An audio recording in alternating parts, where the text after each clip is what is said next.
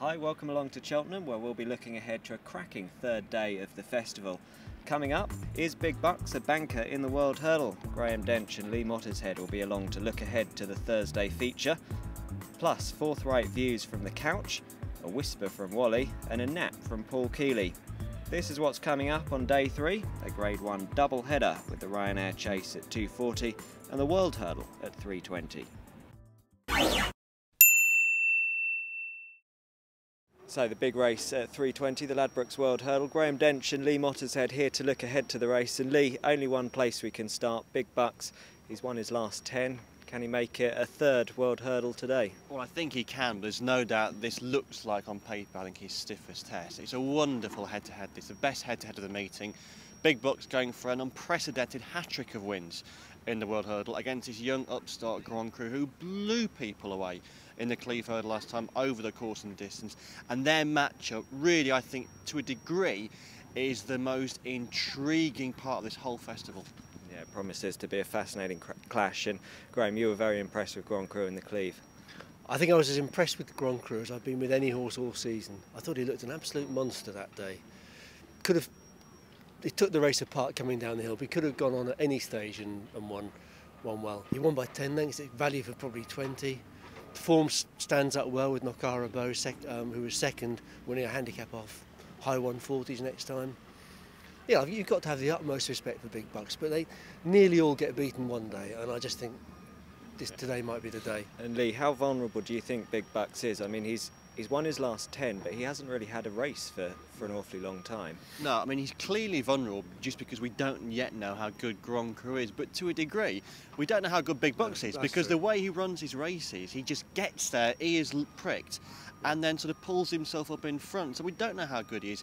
There's every chance that we'll only see how good Big Bucks is when he comes up against a horse like Grand Cru. My fear for Grand Cru is that he could set the race up for Big Bucks. If they ride him like they did in the Cleve Hurdle and kick on a long way out, he'll just be a sitting duck there for Big Bucks to pounce on him after that final flight with the short running. But it's a wonderful race. We know they're two top-class horses, and for them to come together, again with a Pipe Nichols head-to-head as well, another little subplot in the race, it's going to be fantastic. Well, I mean, we're talking about it like it's a two-horse race. Anything at a bigger price you can see sort of getting involved, Graham? I think you've got to respect the other Irish horse. The Irish horse is 5 for 3 and Murad. You know, 5 for 3 is already a winner here at the festival a couple of years ago, and he came back to win a 2-mile race from Newmill, didn't he? Good Irish form. Yeah, I mean, Newmill's a sort of veteran now, but it showed he was in good health, and the stable's in brilliant form, obviously. And Murad as well. He's pretty much unexposed at 3 miles. Ran well here at the festival a couple of years ago in the Triumph. Yeah. But I do think it's a two-horse race. But you know, we've seen time and again. You know, we concentrate on the two principals in these races, and something like last year Imperial Commander comes out. Well, it's a Courtauld Denman thing, isn't it? And there are good horses outside the front too. But if we didn't have Big Bucks and Grand Cru there, we'd be saying, my goodness, what a weak World Hurdle. But Zaynard's a sort of horse that could always pop up with a price. He decides he's on a going day. Restless Harry will be up there, could run a decent race. Ashkazar's well regarded by the Pikes. But there's no doubt that in terms of pre-race billing, this is about two horses. You're either in the Big Bucks camp or the Grand Cru camp. A lot of people in the Grand Cru camp with Graham, he's far from alone. You know, even though Big Bucks has these wonderful credentials, a lot of people are siding with Grand Cru. But for me, I just stick with a proven champ. So a split in opinion there. More big race previews to come in just a moment. First though, it's the couch. Hello ladies and gentlemen, it's me Mark Winstanley again. This magnificent backdrop of Cheltenham. A little bit foggy today ladies and gentlemen, but that'll help hide my craggy features. First race we're looking at Thursday is a per temps handicap final, run over 3 miles. Paws and Claws won at the festival last year, owned by a good friend of mine, Robert. Hope it runs well for him again. Been laid out for this race all year, so he won at the festival last year, shorter run went at a big price. Another horse who sort of go well is Guanaco, owned by Andy Stewart. Very, very well handicapped over hurdles compared to his chase mark. He's been laid out for this race as well. He'll run well at a big price, around the 20-1 mark. But also like in this race is Lush Life, ladies and gentlemen. Lush Life, again, a Cheltenham winner, a course and distance winner, Lush Life. I love course and distance winners at Cheltenham. Last year it beat another, the Menorah. Of course, Menorah run really well in the Champion Hurdle on Tuesday. Lush Life for Nicky Henderson. He'll do for me. Barry Garrett in Lush Life in the per temps final.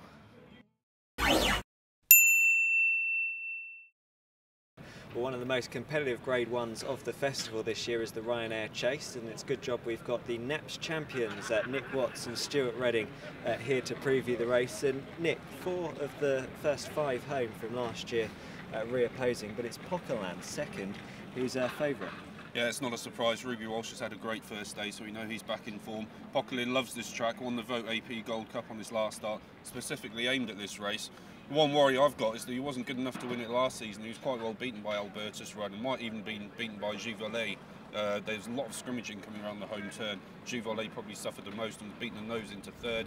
Pokerland obviously loves the track and goes well fresh. A lot in his favour, but it's just a nagging worry for me that he came up short in the race last season and he's going to be short enough price too.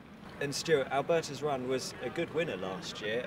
Hasn't had the best of seasons, but could you see him bouncing back to form come the big day? Well, he's got a good record here. He won the RSA as well. That win last year was a good win, 4 lengths clear. The problem is this year he's had 3 slightly disappointing efforts.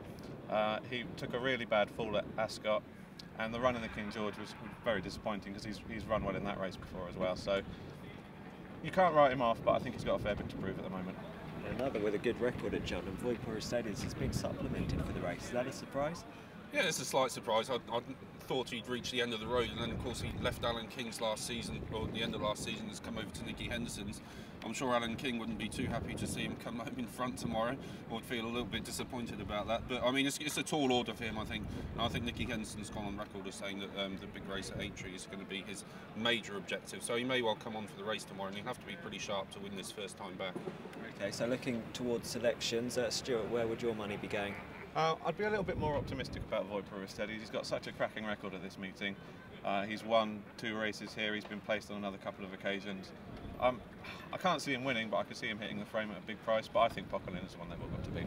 Pokerland, the one to beat for Stuart, and for you, Nick? Yeah, Givaudet, I think she would have been closer last season, but for the scrimmaging, she's getting £7 off the top ones. She hasn't been quite at her best this season, but I think this track, this trip, and the drying ground will suit her ideally, and I think she can make the most of the £7 weight concession. Okay, well thanks guys. We'll have the Jewson preview in just a moment. First though, let's hear some more from the couch. Hello ladies and gentlemen, it's me Martin Stanley. I'm going to look at the Burn Group Handicap Chase, run over 2.5 miles on Thursday. Malcolm Jacobson got a great record here at Cheltenham. I always remember Dato Star, the horse who won the first bumper here many moons ago. And Cape Tribulation's got to have a chance in this race. Another horse I know is fancied in this race is Edgebriar from the Paul Webber yard. That's got another a decent scope as well, especially with the ground drying out. Edgebriar. But also, like in this race, they've been laid out for the race. Also, JP McManus's, of course, was unlucky in the handicap on Tuesday, and the lucky last with Quantitative Ease in finishing second. This horse got a similar profile, horse called Agaldor. We've not seen this horse for a long time since it bolted up way back at Newbury. Hasn't been sighted then, obviously been kept to win this race. Tony McCoy going to run for JP McManus. I think a big gamble on this horse, ladies and gentlemen. Agaldor, who ran really well here over hurdles a couple of years ago, went second in the Greatwood hurdle when touched off by Numaid. Agaldor for me, ladies and gentlemen, in the Burn Group Handicap Chase. So still plenty more to come. Racing Post ratings guru Steve Mason will be on the line with his best bet of the day. We'll be hearing which horse won't be winning on Thursday. Then Couch has some more handicap gems.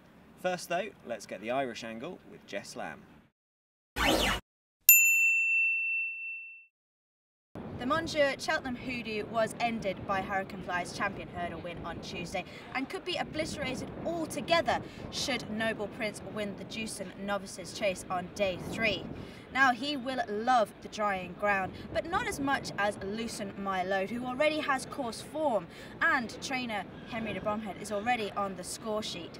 On a quiet day for Ireland, Loosen My Load is their best chance of victory, though it would be folly to rule out Givaudet in the Ryanair Chase, or the Willie Mullins trained duo of Morad and 5 for 3 causing an upset in the World Hurdle.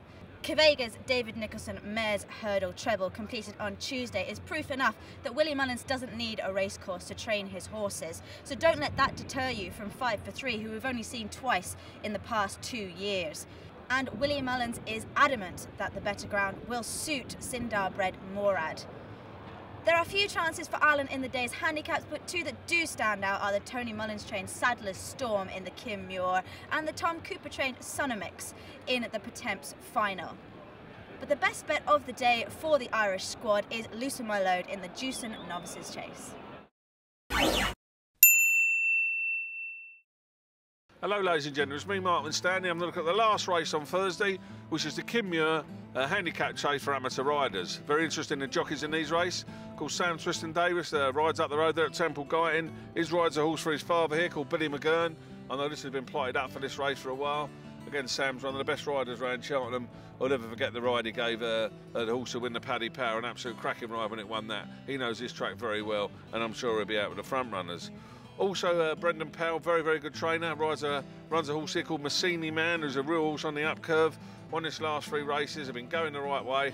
I know they wanted to win last time out just to get into this race, and Brendan's had his way here. Massini Man runs in the race. But also I look for, again, David Pipe. I remember him winning this many, many years ago of a horse called a Murta, with a young Irish lad come over, no one would have heard of him, said, who's this kid? He didn't do too badly, his name was Adrian Maguire. They booked Junior, a horse who won at Royal Ascot.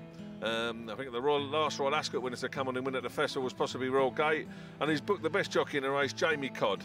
Of course, rides many, many winners over in Ireland. David Pipe's got him on the best jockey. He's on the best jockey, the best horse. What more do we want, ladies and gentlemen? Aye, the old Junior, get us out of trouble on Thursday. We're all in on the Junior. Well, the Jewson Novice Chase kicks off at Thursday's card. Finding the winner will be tricky, but Nick, I suppose the one we should start with, Wishful Thinking. The Hobbs team have already had a winner at the festival in Captain Chris, and Wishful Thinking's pretty closely matched with him. Well, absolutely. I mean, Captain Chris obviously won the Arkle on Tuesday. He could have come for this race if Hobbs had wanted. They were both going to come for it originally, I think. We decided to split them. That obviously looks a very good decision in hindsight. Wishful Thinking's got a huge chance, I think. Didn't get off to the best of starts this season, an early faller, but his jumping since then seems to have been foot perfect. Put in a great round here last time to win in January, won comprehensively. I think he is the one they've all got to beat, and I think there's a degree of confidence in the Hobbs camp, definitely. Strong words there from Nick. Stuart, do you think he's the one to beat? Oh, absolutely. That last run, beating experienced handicappers, was very impressive. I mean, he took up the running a long way from home and was never going to get caught. I think that's the best piece of form in the race, and it's hard to see how the others have certainly got to improve to match that effort. Well, looking at the opposition, we've got Noble Prince, second in Grade 1s, last twice he's been out. Would he be the one to serve it up to Wishful Thinking? Yeah, absolutely. AP McCoy's quite an eye-catching booking for Paul Nolan. Hurricane Fly through the Montjour stat out the window yesterday. No Sons of Montjour previously had won. Noble Prince is another one, so maybe it could be a grand week for Montjour. I certainly think Noble Prince has got the form in the book. Good runs behind Real Dub this season, who didn't do any harm for the form yesterday in Tuesday's Arkle, finishing third. But of course, it gives a good guide to the Hobbs camp, and they'll know where they stand in relation to Captain Chris and Wishful Thinking. Well, looking further down the list, Mr. Gardner was running a good race behind Medamit, and Captain Chris made a bad blunder at Sandown. Would he be the one, perhaps, to cause a bit of an upset? I think he could do. I think Wishful Thinking is going to be very hard to beat, but Mr. Gardner has come back from a long absence in quite good heart. Seems to be the front-running tactics have paid dividends with him. He made all in quite a weak race first time out, but that race at Sandown, Grade 1, still had. He probably wasn't going to be Captain Chris or Medamit, but he was certainly going to be a fair bit closer and probably still third until he made a bad mistake 2 out. On that evidence, I think he's got every chance, and he'll certainly have a lot of his rivals in trouble some way from home. Okay, so selection time. Nick, for you? Well, I'll go for a forecast just to make it a bit more interesting. I'll go for Wishful Thinking to beat Noble Prince. Okay, and for you, Stuart? I'm not going to be quite so brave. I think Wishful Thinking will win, and maybe Mr. Gardner he'll definitely hit the frame, I think. Okay, well, thanks, guys. Time for some more tips now, starting with our Racing Post ratings guru, Steve Mason. Day 3 and the inaugural running of the Jewson Novice Chase Grade 2 race, and clear top rate for this is Wishful Thinking with a Racing Post rating of 160, which would normally be good enough to see him go close in the RSA chase. And if he can reproduce the form of his course and distance win on the trials day, where he beat some experienced handicappers in a very good time, he'll be very difficult to beat.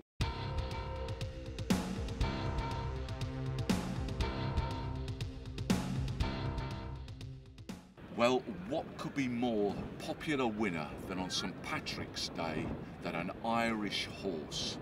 This is one you shouldn't miss. Think about it. Fearless gambler, fearless Irish gambler, J.P. McManus, A.P. McCoy riding a horse called Eagle Door in the 4 o'clock at Cheltenham. 6 to 1, 11 to 2. I promise you there will be a wholesale gamble on this horse. Do not miss it. Well, we've heard plenty from our tipsters so far today about what's going to win on Thursday. What about what's going to lose? Let's go to Ian Moss and Mick Howard from Mick Howard Bookmakers. And Ian, Ryanair Chase, Poquelin the favourite. Are you going to be against him? Good morning to you all.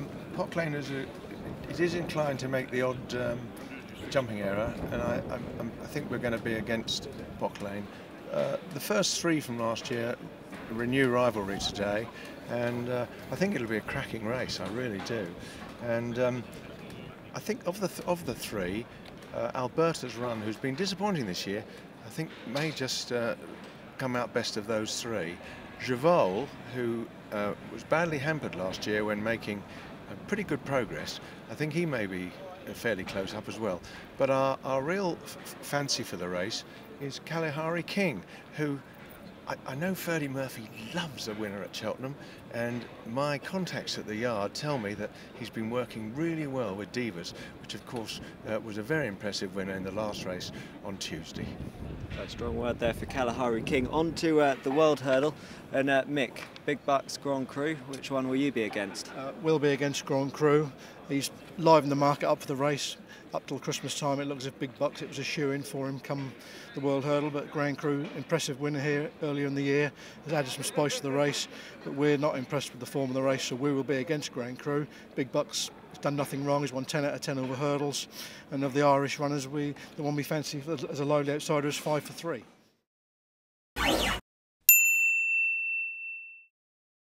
So that's just about all for today. Plenty of tips up on your screen now. Remember, you can bet on any of these direct from your mobile using our app or through our website, racingpost.com. Once again though, time to leave you with our betting editor, Paul Keeley, and his nap of the day. I'm going to take a flyer on day 3 of the Cheltenham Festival and go for Micheal Flips in the 4 o'clock. That's the Pertemps Handicap Hurdle Final. This horse is a 20 to 1 shot. He ran in the Coal Cup last year, finishing 4th. The form of that race has worked out remarkably well. 2nd and 5th, finished 2nd and 3rd in the Centenary Novices Handicap Chase on Tuesday. I think he's got a terrific each-way chance. Micheal Flips at around 20 to 1.